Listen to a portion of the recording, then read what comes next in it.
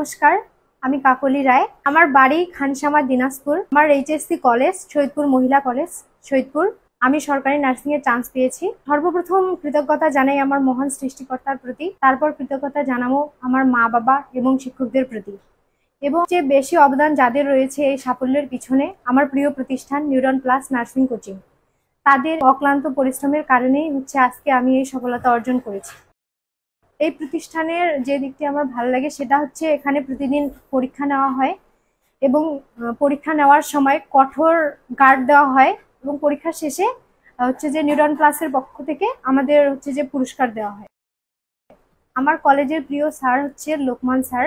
তিনি আমাদের ICT class নিতেন। তিনি আইসিটি অনেক ভালো বোঝাতেন। আরেকজন প্রিয় শিক্ষক আমাদের রাজু স্যার। তিনি পদার্থ পড়াতেন।